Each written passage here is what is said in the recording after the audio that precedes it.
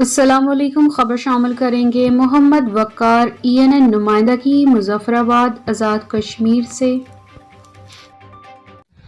السلام علیکم ناظرین، میں آپ کے ساتھ محمد وقار۔ آج میں آپ کو شملہ پہاڑی پہ لے کے چلتا ہوں۔ السلام علیکم۔ وعلیکم السلام، کیسے ہیں جی آپ؟ سر آپ کا نام؟ میرا نام عبداللہ ہے اور میں ادھر ویسے ہم نارملی تو سنڈے کو چیک سر آپ یہاں پہ موجود تھے، آپ کافی فرینڈ میں نے دیکھا، کافی رش دیکھی یہاں پہ، کیا آپ یہیں کے رہنے والے ہیں؟ میں ایبٹ آباد میں رہنے والا ہی ہوں، یہ نیچے ایبٹ آباد سٹی میں میرا گھر ہے، اور ویسے سنڈے والے دن ہم اکثر گیدرنگ کے لیے ادھر جمع ہو جاتے ہیں، تھوڑا چھٹی بھی ہوتی ہے، بندہ ریلیکس فیل کر لیتا ہے، کاموں کاجوں سے فری ہو کے ذرا ادھر آ جانا۔ اور اسپاٹ بھی بڑا ایسا ہے کہ آپ ادھر آتے ہیں تو کافی انجوائے کرتے ہیں، نیچرل بیوٹی ہے، گرینری ہے، اس سے کافی آپ کو جو ہے مائنڈ ریلیکس ہو جاتا ہے۔ مجھے یہاں پہ آ کے لگا تقریباً پورا ایبٹ آباد یہ شملہ پہاڑی کے دامن میں لگ رہا ہے، اور پورے ایبٹ آباد کی یہاں پہ خوبصورتی بہت ہی نظر آ رہی ہے۔ یہاں پہ پورا ایبٹ آباد بڑا پورا اچھا ویو نظر آ رہا ہے۔ تو لوگوں کا کیسا بیہیو ہے ادھر آنا، تو کیسا لگ رہا ہے لوگوں کو، کہاں سے یہاں پہ آنا ہوتا ہے؟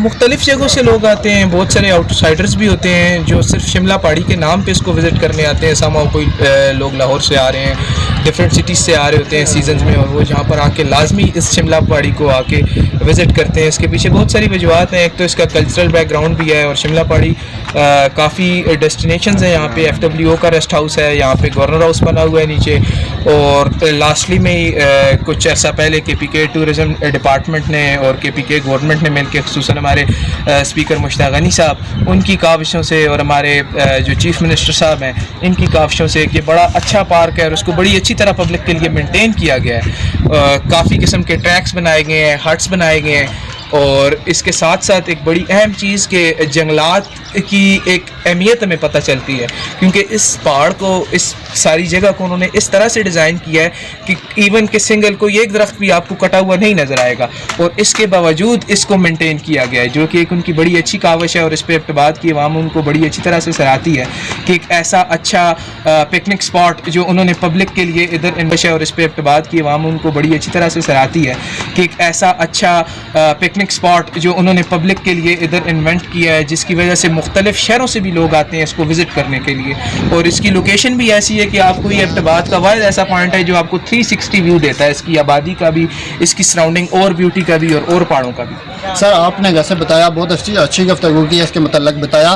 سر یہاں پہ یہ پوائنٹ بنا، یہاں پہ بہت ٹریک بھی بنے ہوئے ہیں، واک کے لیے بھی بنے ہوئے ہیں، واک کے علاوہ بھی یہاں پہ خوبصورت سین نظر آ رہا ہے۔ سر یہاں پہ اس کی مینجمنٹ کون کر رہا ہے؟ اس کی مینجمنٹ کوئی ہے؟